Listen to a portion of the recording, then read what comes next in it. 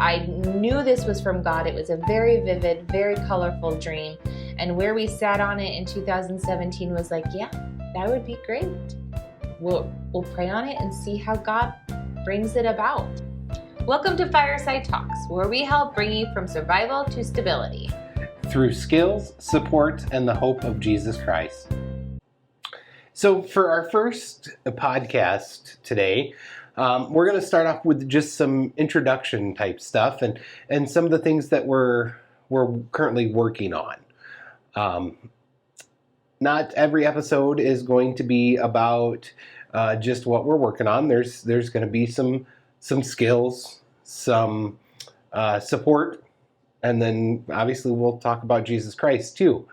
But let's start off with who we are. We are Pat and Samantha Short. We live in Sioux Falls, and one of the things that we are working on is starting a mission for youth, specifically foster kids that have aged out of the program.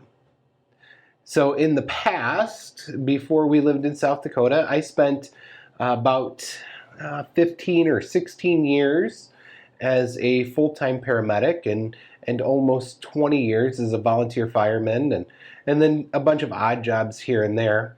But in about 2000, probably 12 or 13, I started to feel like I was supposed to go back to school, and specifically I was supposed to go back to school for ministry. So after a lot of debate and talking myself out of it, I did finally go back to school for ministry and ended up graduating from Johnson University out of Knoxville, Tennessee. And then it was during that time in college, we moved to South Dakota so we could enter into our first ministry. Do you want to tell them anything about you? My name is Samantha. I had my son in 2012, and after that, I had an in-home daycare. So I just felt like God was telling me that I need to be home with my kids. Our oldest, Ruby, went to public school for kindergarten and first grade, and after that, God kept just laying on our hearts that we needed to homeschool.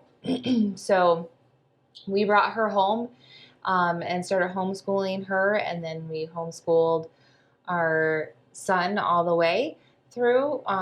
We're still homeschooling today. Trying to think. I had my in-home daycare when we moved to South Dakota. I was the preschool and daycare director at our church. I developed it from scratch. Early childhood is a passion of mine. I have my master's in elementary education, but early childhood just seems to come easy. But my passion is kids and giving them the skills that they need to be successful. One of our biggest things in homeschooling is character training and laying down the gospel and the gospel foundation for our children. This past August, so August 2025, we have adopted 3 more children into our home, and we are homeschooling them now. So we have a junior in high school, a 8th grader, a 5th grader, a 4th grader, and a preschooler. So it's a busy home. I currently substitute teach 2 days a week, and then I'm home with the kids.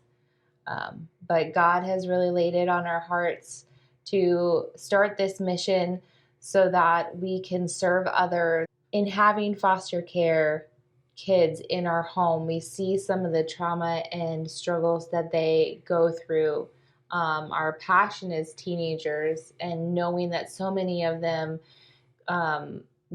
just age out of the system, have no support system, have nowhere to go, have no one to guide them.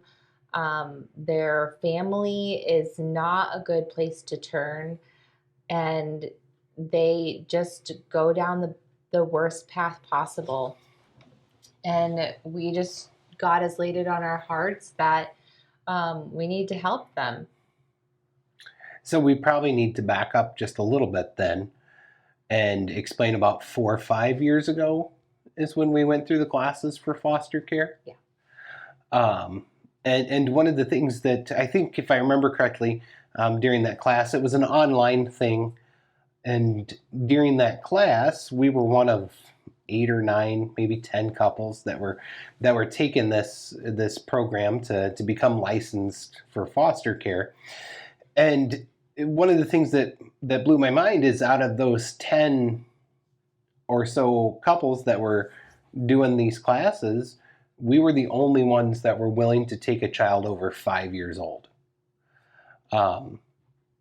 So that was, I think, probably one of our first eye openers on what's wrong with some of the foster care. And I'm not saying I blame anybody. Teenagers are going to come in with a lot more trauma and a lot more issues than a 2-year-old.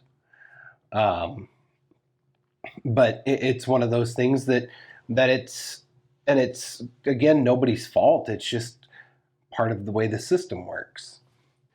So during that time, we've had quite a few foster kids in our home, and we're not looking to continue fostering right now, because our 3 kids that we adopted did come out of the foster care system.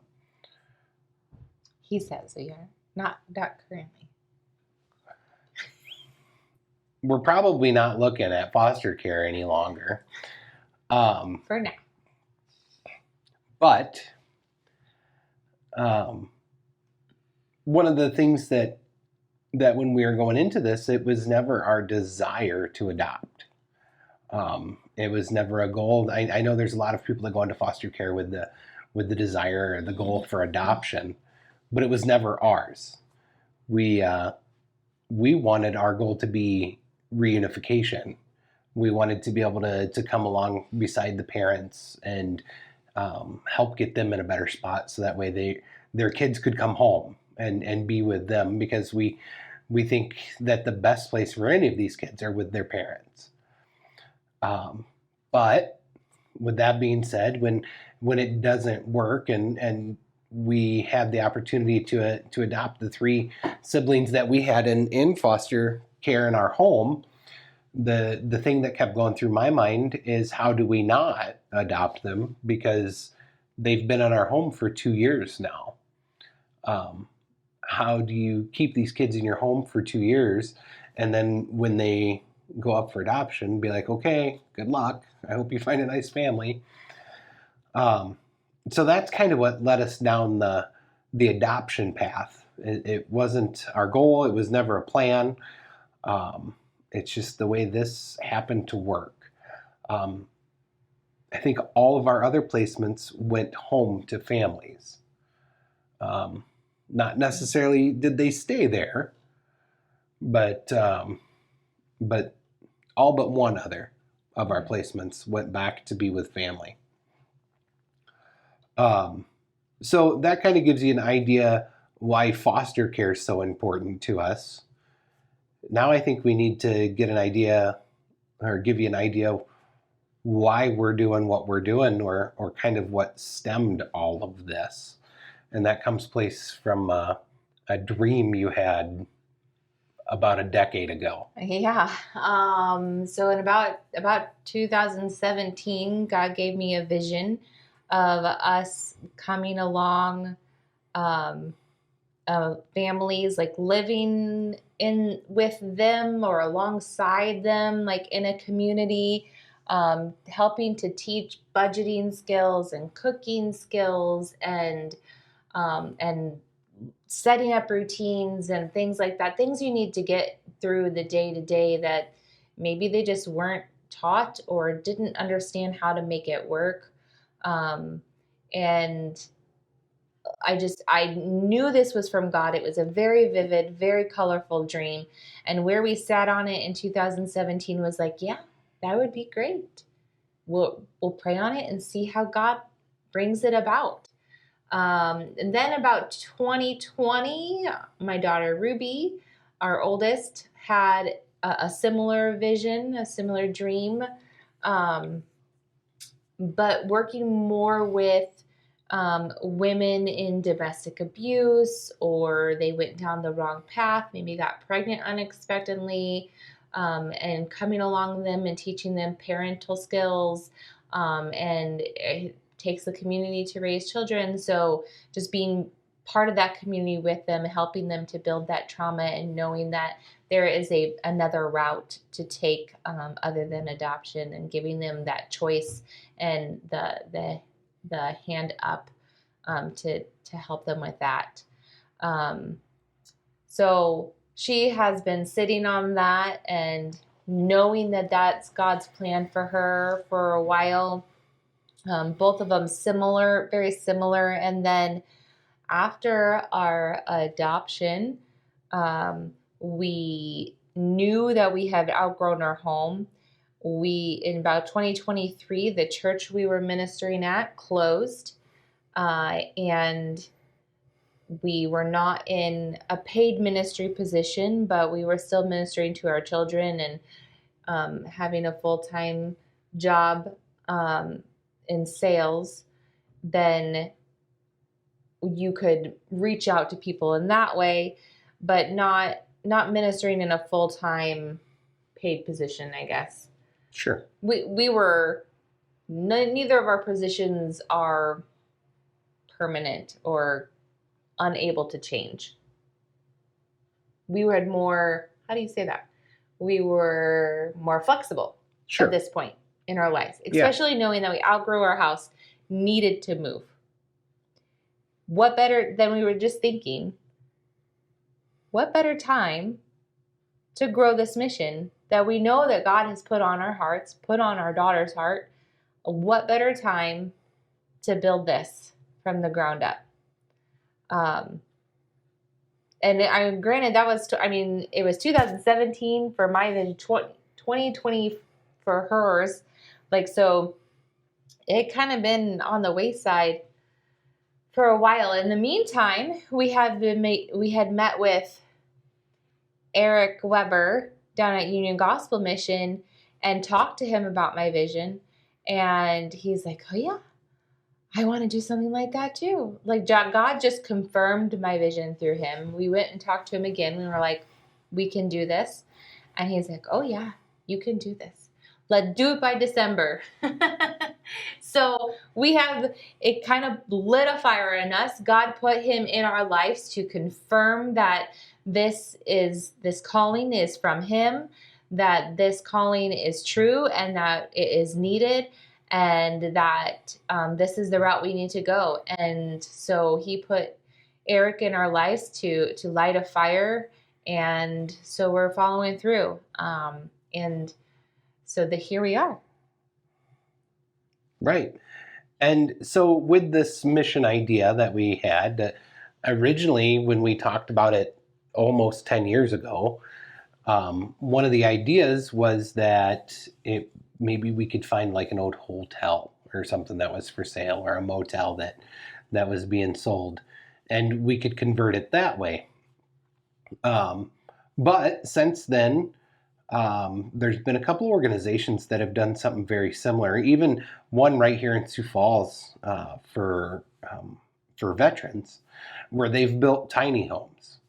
And I think one of the cool things about having a tiny home as opposed to a motel or an apartment or something like that is it kind of gives you that opportunity to feel like you are in your own home, that it doesn't feel like it's a group home or anything like that. And I think it helps with some of that dignity and some of that pride and ownership and things like that. So we've kind of settled on the idea that maybe doing tiny homes, and I'm sure a lot of you guys have watched something on TV where they're building these tiny homes on trailers and stuff. And originally that was kind of my thought, but that doesn't really work well in the Northern Plains because of insulation, because it does get so cold during the winter.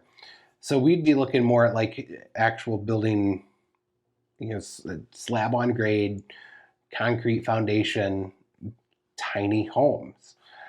Um, and ideally we would be serving those kids that have aged out of foster care. Kids or young adults, because our our our passion is to teach them and help them grow. So many teenagers, when they are aging out, many teenagers in general are insistent that they know best. So we don't want to limit it to an age. They need to be willing to want to learn. In our system, we plan on having cooking classes and painting classes and building classes. We could use more help building more houses, gardening classes and discipleship classes and church and so much more. Room checks and accountability meetings, and so more of a program that someone would need to be willing to want to learn more and want to grow more. And I guess we have to talk about that we don't in any way envision this being a long-term housing solution for anyone.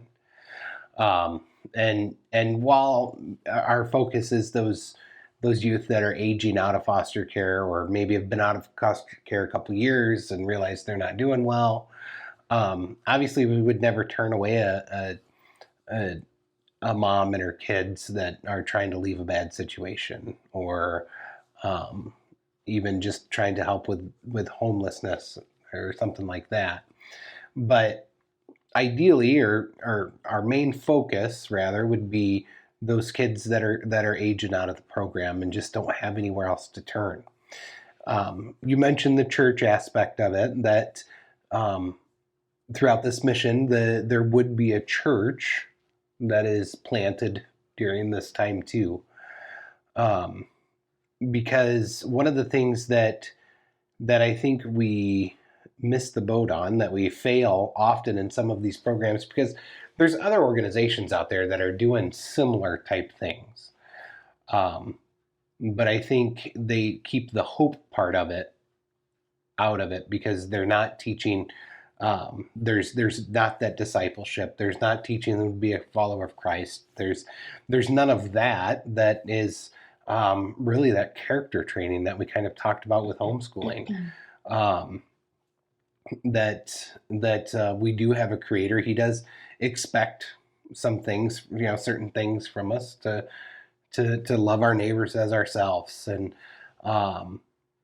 how we treat people. So we would be also establishing a church on the mission at the same time, which again would be for the people that are living in the community, or in the mission, but ultimately it would just be a church that anybody can come to. And ultimately, that church, one of the fears of people as they learn these skills and then they're just launched into the world, they no longer have that support anymore. And the church would be that support. It would be that continued support. They would not have to live in the community anymore, but we would still be a community for them to turn back to, and a support system for them to turn back to. So it's not just, you can only live here for 18 months to 2 years, and then we are saying goodbye. We're here always. Always. And then hopefully too, that as we got outside members of the community coming into the church, they would get support through those individuals too. Yeah, and mentors and yeah. Right. Mm-hmm.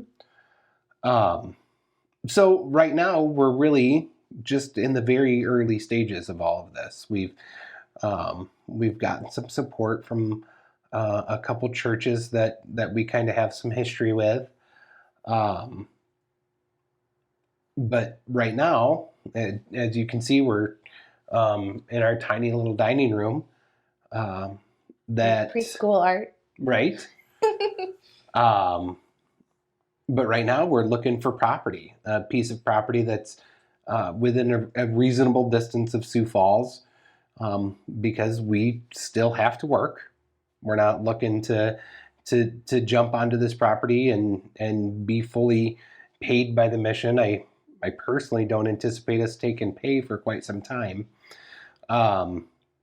Eventually, it would eventually be the goal that we could fully focus on programming and support on the mission. Right, but we still have a family to support. Right, and without clients, that's not needed. Right. At the moment. But so we're looking at something that's a reasonable difference or distance to Sioux Falls because we still have to come in town to go to work.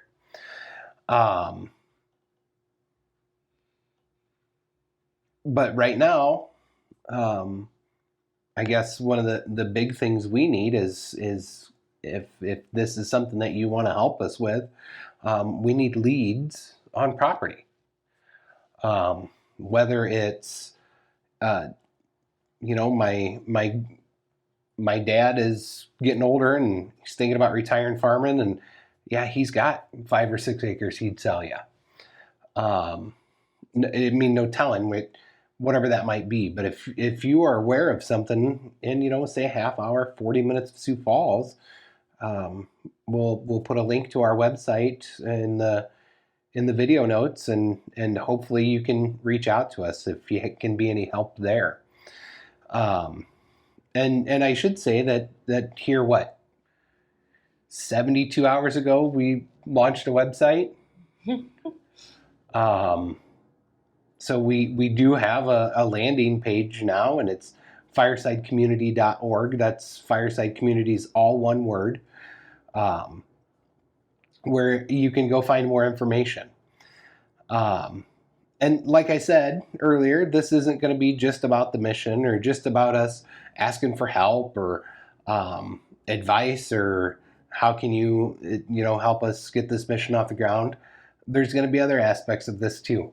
Because one of the things that we've talked about, like how many of these individuals that will be living with us essentially, how many of them know how to change the oil in their car? How many of them know how to do basic home repairs? Like, I'm sure we'll cover some of that kind of stuff. Because you can't throw away your vacuum every time it gets clogged. How do you fix a broken belt in your vacuum? Simple things like that. Right. Yeah. We're not talking about like rewiring an old farmhouse or anything. But some of the simple things that we should all know. And cooking, so that way you're not, eating a gas station dinner every night. Just some of those little things that we'll touch on in episodes to come later. And it's always important to, like, it's hard if you did not grow up as a Christian, even growing up as a Christian myself, knowing how to have a good routine of being in the Bible and listening for God's word and trying to hear how he's calling you, like that, it's hard. And it's hard to get in a good routine and to know how to discern those things. And so we'll be talking about that too, and how to lay that foundation of Jesus Christ in every aspect of your life. Also, if you like what our mission is doing, if you agree with what we're trying to do, we encourage you to support us, because as much as we need land, we need the money to buy it as well. We do have a 501c3, so everything is tax deductible. We'll put our link in the show notes. There's also a link on our website at firesidecommunity.org. And we just ask that you please help support us. There's an option for a one-time payment or a monthly payment, and it's through Zephy. So that would help support us, because we can't buy land without the money for it either. So I encourage you that if you believe in what we're doing, help support us with monetary gifts as well. We'll see you next time where we talk about relationships.